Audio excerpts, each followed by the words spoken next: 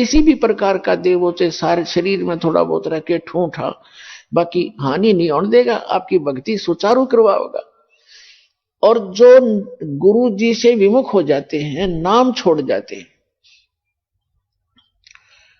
अब जैसे आप नाम से जुड़े हुए हैं, कोई गलती भी करोगे आपने ऐसा झटका देगा परमात्मा, आप कांप जाओगे, दोबारा उस गलती को करो नहीं, गिर आकर माफी मांगोगे, दोबारा उपदेश लोगे, कनेक्शन जुड़वाओगे। और जो क्या करते हैं, जैसे 2-3 बार नाम खंड कर दिया और फिर जानबूझ के भी कर, मजबूरी में हो जा, अज्ञानता से हो जाता है, उसका विकल्प है दोबारा दीक्षा ले लीजिए, आपका कनेक्शन कट गया, दोबारा जुड़वा लीजिए, अपना अक्षमा याचना करें 100 बार। और जानबूझ कर गलती करोगे फिर आप विमुख होगे भगवान से।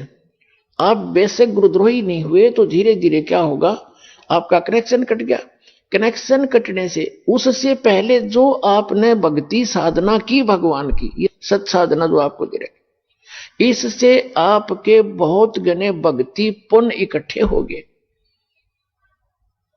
और आपने नाम भी त्याग दिया, यहां आना भी बंद कर दिया और घर पे भी आप रहने लगे। कभी मंत्र करोगे, कुछ दिन तो करोगे लगातार, लेकिन फिर काल नहीं करने देगा और बकवादों में बढ़ जाओगे और फिर भी आप सुखी होगे।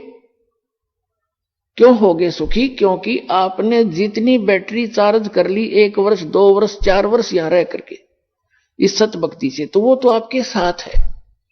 लेकिन भविष्य में आपका चार्जर ठीक नहीं रहा तो एक दिन वो पिछले पुण्य समाप्त होंगे और कैर फिर शुरू होंगे। अब जैसे कई भक्त अब तो खैर नहीं जाएंगे, अब तो ज्ञान हो गया, बुद्धिमान हो गए। शुरू में हमारे साथ बड़ी समस्याएं रही। कोई शुरू में आए, उनको इतना सुख दिया, 1-2 वर्ष रहे, फिर छोड़ छाट गए। कोई लोक लाज में आके, कोई वैसे बकवादों में। तो वो क्या कहा करते कि हमने नाम भी छोड़ दिया, हम तो फिर भी सुखी हैं, क्या रखा है उसमें। अब उनकी ऐसी ब्रांड मैटी हो रही है, दुर्गति, अब दोबारा आने लग रहे हैं, वह पूंजी खत्म होगी। तो कहने का भाव ये है कि जैसे वो ये कहते हैं कि हमें कोई दुख नहीं अब, और तुम भक्ति कर रहे हो तो भी जो आप महसूस करोगे कि इसने नाम भी छोड़ दिया, और यूं कह मुझे कोई दुख नहीं, सारे ठाठ से दिखे इसका, और आप फिर भी ये कहते हो कि मुझे थोड़ी बहुत कोई शरीर में गड़बड़ सी है या कोई और छोटी मोटी लॉस, और वो छोटा मोटा जो लॉस होगा पुण्यात्मा हो, लाखों का हजारों में टालेगा भगवान आपका, आपने वो भी गणा दिखेगा फिर बिना ज्ञान के। तो उसके लिए एक प्रमाण है, जैसे कोई बच्चा विद्यालय में पढ़ रहा है और वो ठीक से पढ़ाई करके नहीं आता है तो अध्यापक उसको खुरकाता है, धमकाता है, एक आधा थप्पड़ भी लगा देता है, और उसको उसके भविष्य को उज्जवल बनाने के लिए, उसको ठीक लाइन पर रखने के लिए। और एक बच्चा विद्यालय त्याग गया और वो सारा दिन गधा पर बारी लेता फिर, घूमता फिर, गधों की सवारी कर रहा है, कभी वृक्षों पर चढ़ रहा है, बनी में घूम रहा है। वो बच्चा क्या कहता है कि अब मुझे अध्यापक कुछ नहीं कहता, देखो मैं तो ठाठ से अपना मनमर्जी कर रहा हूं। तो वो उस टीचर के क्राइटेरिया से बाहर हो गया, वो उसका नाम कट गया, वो अपने कर्म फोड़ रहा है। और जो बच्चा विद्यालय में पढ़ रहा है वो उसको इसलिए खुरकाया धमकाया जाता है कि उसका भविष्य बन जाए, और वो सफल होगा। वो फिर आगे चल के जो नाम त्याग गया, नाम जिसका कट गया यानी विद्यालय से, आगे चल के वो मजदूरी करेगा और वो एक अच्छा अफसर बनकर या कोई अच्छा बिजनेसमैन बन करके सुख पाएगा। तो इस प्रकार जो परमात्मा के ट्रीटमेंट में है, आप स्टूडेंट रहोगे जब तक परमात्मा के, आपको गलती करोगे झटके भी देगा, छोटा मोटा आपको खुरकावा धमकावेगा किसी भी कारण से, आपको सुचारू रखने के लिए। और जो चले गए नाम कटवा के, उनको आगे पता लगेगा वो किसी बैरिस्टर बनेंगे। अब जैसे ये दास जूनियर इंजीनियर सिविल की सर्विस किया करता था हरियाणा गवर्नमेंट में। उस समय हमारा भी एक नहर का काम चल रहा था, एक रोड का काम चल रहा था साथ साथ। तो वहां जो रोड के ऊपर मिट्टी डाल रहा था और वहीं एक एक्सीडेंट आ गया उस B&R का, और अब वहां देखकर सारा उनके काम को चेक करके चला गया। उसके जाने के बाद वो व्यक्ति जो वहां मजदूरी कर रहा था वो कह रहा है कि ये मेरा सहपाठी था एक्सियन, ये मेरा क्लास फेलो था 8वीं तक, मैं पढ़ा नहीं, ये इंजीनियरिंग कर गया। आज देखो मैंने अपने कर्म फोड़ दिए, मेरे बच्चे तो यहाँ मिट्टी में लेटे हुए हैं वृक्ष के नीचे, और ये आज गाड़ी में घूम रहा है। अब परमात्मा कहते हैं जो भगवान से दूर हो गए और इस परमात्मा के विद्यालय में नहीं रहे, वो बाद में न्यो रोया करेंगे जैसे वो रो रहा था। तो कबीर साहब कहते हैं अच्छे दिन पाछे गए और गुरु से किया ना हेत, अब पछतावा क्या करे, बिरा चिड़िया चुग्गी खेत। तो पुणात्मा इसलिए अपने सतर्क रहना है, सावधानी बरतनी है। अब जो परमात्मा से ये तो विमुख हो गया, जैसे किसी ने सारनाम भी प्राप्त कर लिया, सतनाम तक प्राप्त कर लिया, क्या होगा? और वो विमुख हो गया। एक तो गुरुद्रोही होता है, एक गुरु से विमुख हो जाना। तो परमात्मा कहते हैं, गरीबदास जी ने कहा कि गुरुद्रोही की पैड़ पे जय पगावे वीर, और 84 निश्चय पड़े सतगुरु कहें कबीर। जो गुरुद्रोही हो गए उसकी पैड़ पे पैड़ यानी उसके कदम, उसके पैर के चिन्ह पर अगर आपका कदम रखा गया, कहते हैं तो भी 84 लाख योनियों में जाओगे। वो गुरुद्रोही जो हो जाता है। गुरुद्रोही कौन होता है? जो गुरु जी की निंदा करता है और इस नाम को त्याग जाता है, कोरी बकवाद गढ़ता है, झूठ बोलता है, नरे आरोप लगाता है, वो गुरुद्रोही हो गया। और उसकी पैड़ पे पैर रखना, कहते हैं 84 निश्चय पड़े नो सतगुरु कहे कबीर। गरीबदास जी ने अपनी इस अमृतवाणी के साथ अपने परमात्मा कबीर जी की छाप साथ सहयोग लिया है कि ये भी ऐसा ही कहते हैं। अब पेड़ पे पैर रखना ये नहीं है कि गुरुद्रोही जा रहा है, आप वहां पीछे पीछे जा रहे हो तो उससे वो नहीं कि उसके कदम पर कदम नहीं रखना। अगर जैसे घर का कोई सदस्य हो जाए गुरुद्रोही, गुरु जी के बारे में जो वो बकवास करता है या भगवान के बारे में, उसकी हाँ में हाँ नहीं मिलावे, उसकी बात को हृदय से भी नहीं मानना कि सच्ची कह रही है, उसने सोचे बकवास करता है और करता रहेगा। उसके कहे अनुसार अपने हृदय में जरा भी कमजोरी नहीं आने दे, तो साथ रहकर भी वो उसने कदम से कदम नहीं मिलाया, उसकी पैड़ पे पैड़ नहीं रखी। गुरुद्रोही की पैड़ पर जय पगावे वीर, 84 निश्चय पड़े नो सतगुरु कहे कबीर। ये इस तरह पैड़ होता है, इन्होंने किसी कदम पर कदम रखेगा उससे तो चिंतित हो जाओ तुम, ऐसा नहीं। फिर गुरु विमुखा, सतगुरु विमुखा युग युग रोए, ओहे मानुष जन्म पाके खोए। जो गुरु जी से विमुख हो गए, कहते हैं वो युग युग रोए और मनुष्य जीवन पाके खोए। अब जैसे जो सतगुरु विमुख हो गए, युग युग कैसे रोएगा? अब जैसे प्रथम मंत्र आपको दिया, इसकी आप 108 मंत्र की माला डेली फेरते हो, ज्यादा बेस से कर लेते हो, क्योंकि ये देख करने का है काम। फिर सतनाम का आपको कितनी कीमत बता रखी है। सतनाम पालड़े रंगोरी हो, 14 लोग चढ़ावे राम रंगोरी हो, 3 लोग पास रंगोरी हो, तो ना तुला तुला राम रंगोरी हो। तो जिसने तीनों नाम प्राप्त कर लिए, अब वो कितना भक्ति का धनी हो गया। और किसी कारण से सतगुरु विमुख हो गया, विमुख होगा वही पार नहीं होगा, नहीं तो पार हो गया आप सभी। तो विमुख हो गया तो क्या होगा उसके साथ? काल की जकड़ में पुनः आ गया वो। फिर अब उस काल उसको कैसे खिला खिला के मारेगा?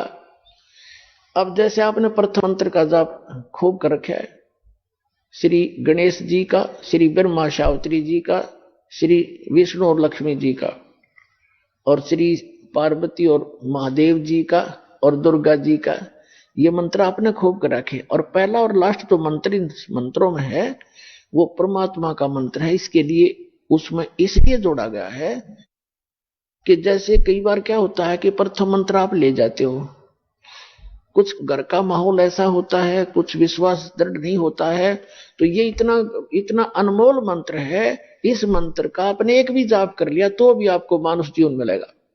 ये सच कर मान लिया, मृत्यु होगी घर छोड़ गए, यानी इस नाम के लेने से, और विश्वास दृढ़ हुआ नहीं, मंत्र जरूर कर लिया, क्योंकि नाम लेगा यहां रहेगा 1-2 दिन तो ठीक से, घंटे 2 घंटे तो मंत्र वो करता ही है।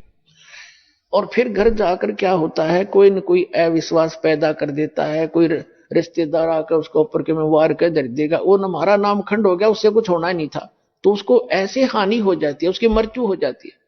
तो मृत्यु भी होगी तो भी मानव शरीर मिलेगा और फिर अच्छे घर में जन्म देगा, क्योंकि सभी आत्मा उस परमात्मा की है। तो यहां से उपदेश लेकर इंसान जो मार खाते हैं वो परमात्मा पर विश्वास ना करके, मर्यादा भंग करके उनको हानि हो ही जाती है, लेकिन इस नाम का बेनिफिट भी उनको भी मिलेगा जैसा उन्होंने किया उस सत्र का। अब क्या होगा, जैसे ये बीच के 5 मंत्र हैं, इस प्रथम मंत्र के अंदर, प्रथम दीक्षा मंत्र के अंदर जो बीच के 5 नाम हैं, इनमें इन भगवानों के मंत्र हैं और इनकी इतनी कमाई हो जाती है। जब आप शरीर छोड़कर जाओगे, आपको पहले गणेश जी के लोक में रखेंगे और वहां आपके अंदर बहुत सी सिद्धियां होंगी, आप वहां गण बन जाओगे और गणेश गणों का ईश उनका स्वामी है। वहां बहुत ठाठ होंगे आपके बहुत से, वहां अपनी पूंजी को वहां नष्ट करोगे, उस प्रथम मंत्र गणेश जी वाले मंत्र की कमाई को वहां नाश करोगे। वहां जब पल्ला खत्म हो लेगा, आपकी पूंजी माइनस हो जाएगी, उसके बाद आपको ब्रह्मा और सावित्री के लोक में प्रथम मंत्र की पुण्य कमाई के साथ वहां भेजा जाएगा। वहां जाकर नैश्रित आपका ऐसे ही देव घर में जन्म होगा, फिर आप वहां कर्म पूरे करोगे, अपने ठाठ वहां भोगोगे। वहां भी रेस्टोरेंट है और आपकी कमाई के कुछ चार्ज लेते हैं ये सब। वहां जब आपकी पुण्य समाप्त हो जाएगी, वहां से फिर विष्णु जी के लोक में भेजा जाएगा और फिर वहां से जब आपके पुण्य समाप्त होंगे, फिर आप शिव जी के लोक में भेजे जाओगे। जब आपके वहां पुण्य समाप्त हो जाएंगे ये भक्ति के, फिर आप दुर्गा जी के लोक में भेजे जाओगे। वहां जब समाप्त हो जाएंगे, जिसने प्रथम मंत्र का रखा है, सतनाम भी ले रखा है, तो उसके बाद क्या होगा, सतनाम के प्रथम मंत्र जो ब्रह्म का मंत्र है, फिर आप ब्रह्म लोक में जाओगे और वहां इनसे ज्यादा सुख है, यह बकवाद ज्यादा है। वो एक अच्छा रेस्टोरेंट है इन अन्य जैसे, एक तो हिसार और रोहतक में रेस्टोरेंट हो, एक दिल्ली में वो कै स्टार बोल रहे हैं वो हो, तो उसका खर्चा भी ज्यादा, उसमें बकवाद भी ज्यादा, उसमें सुविधा भी ज्यादा, लेकिन उसका खर्चा भी अधिक ही होता है, उसका चार्ज भी अधिक होता है। तो ब्रह्म लोक में वही जा सकता है जिसके पास ही प्रथम मंत्र ओम नाम का जाप की श्रद्धा से भक्ति की हुई हो, तो फिर वो रहेगा ब्रह्मलोक में। और फिर जो दूसरा मंत्र है सतनाम के अंदर, जो दूसरा मंत्र है जो श्वास उश्वास से जो आपको दिया जाता है, उसकी कमाई को इसने वहां एक बना रखा है, नकली अलखलोक, नकली सतलोक। उस सतलोक में रखता है ये। ब्रह्मलोक उनसे हटकर है, जो महाइंद्र का लोक है, वो ब्रह्मलोक का वो पोर्शन है जहां ये ब्रह्म के ओम नाम की जाप की कमाई वाले हंस वहां रहते हैं। और जिसने सारनाम मिल गया है, पूंजी वो बाकी तो उसकी सारी नष्ट हो जाएंगी। सारनाम जिसको मिल गया है और आपको याद आ गया उस समय भी, यदि पहले याद आ जाता है, जैसे आप गणेश जी के लोक में गए या विष्णु जी के लोक में गए और वहां जाते ही आपको याद आया कि मैं तो गलत होगी, यहां तो मेरी सारी पूंजी नाश होगी, रोज की उनको दिखाई देती है बैंक बैलेंस, जैसे जैसे पैसे निकालते हो और उसमें डेली निकल आ जाती है रिपोर्ट, ऐसे वहां डेली चलता आपका इतनी पूंजी खत्म होगी, इतनी आज इतनी, आज इतनी, आपने इतना खर्चा कर दिया। तो फिर उसको याद आता है कि भैया तो गलत हो गया, और गुरुजी बताया करते थे ये तो बात बिगड़ गई, मैं तो गलत आ गया, मैंने तो कहीं और जाना था। फिर उसको याद आ गई कि मेरा तो नाम कट्या होगा, फिर जब मैं यहां आ सकता हूं वैसे तो आ ही नहीं सकता, नाम खंडवा होगा। तो यहां कहते हैं शिव मंडल ब्रह्मापुरी चाहे विष्णु लोक में हो, हमरे गुण भूले नहीं तो आन छुटाऊं। तो यदि वहां भी आपका ये बात याद आ गई कि मैं तो गलत आ गया, भगवान कोई गलती बनी होगी मेरे ते, वो गलती ऐसी बनती है जो स्वयं को मालूम ना हो और गुरुद्रोही ना हो, वैसे गफलत करके हट जाता है आदमी दूर, तो वो गुरुद्रोही नहीं होता, उसकी फिर वहां भी अर्जी स्वीकार होती है। तो परमात्मा वहां पहुंच जाते हैं और उस लोक में जाकर वहां के प्रधान से कहते हैं छोड़ इसको, ये हमारा भक्त है, तुम कैसे लिया इसको। तो तुरंत हाथ खड़े कर देते, ले जाओ जी, ले जाओ अपना।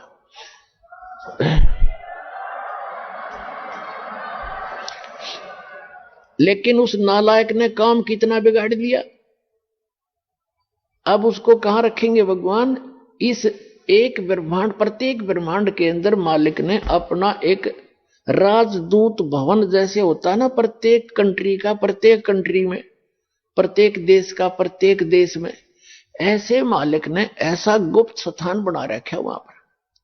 और वो इनका भी समझ में नहीं वो है क्या चीज, तो वहां ले जाकर स्टॉक रख देते हैं बीज रूप में, बोरी की बोरी भरी धरी है वहां पर।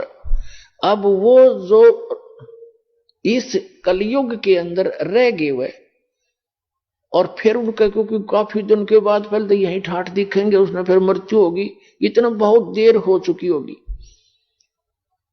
और ये भक्ति युग समाप्त हो चुका होगा, कलयुग का अंतिम चरण प्रारंभ हो चुका होता है। तो अगर उससे पहले याद आ जाती, दोबारा जन्म देते हैं परमात्मा, यही पटक देते हैं फटाफट और शुरुआत कर देते। और जो बाहर रह जाते हैं वो फिर क्या होता है, वहां स्टॉक रखा भगवान ने। और अब जो वो 4 युग तक उन वहीं बंद रहेंगे, उनको मालिक एक आध को बेसिक जैसे कुछ एक को कलयुग में भेज देता है, फिर उनको शुरुआत हो जाती है धीरे धीरे, फिर उनकी संतानें बढ़ती हैं, उन भक्ति बीजों के घर पर ही परमात्मा उन स्टॉक को अब भेजेगा आपके घर, जो किसी युग में, सतयुग में उन्होंने भक्ति की थी। तो इतना समय और लेट हो गए वह, और अब शुरू होगा, अब फिर भी गलती खा सकते हैं ऐसे नालायक। तो कहने का भाव आपको सतर्क करना चाहता है दास कि असंख्य युगों के बाद ये दाव लगा है। गरीबदास जी कहते हैं, ये संसार समझदा नहीं, कहंदा श्याम दोपहरे नो, गरीबदास ये वक्त जाते रोगे इस पैरे नो। ये हाथ से छूट गया ये गोल्डन चांस, फिर रोया करोगे इस वक्त को, ये हाथ नहीं आओगा। अब क्या बताना चाहा है कि अब ये वो समय है जिसमें आप पार हो सकते हो।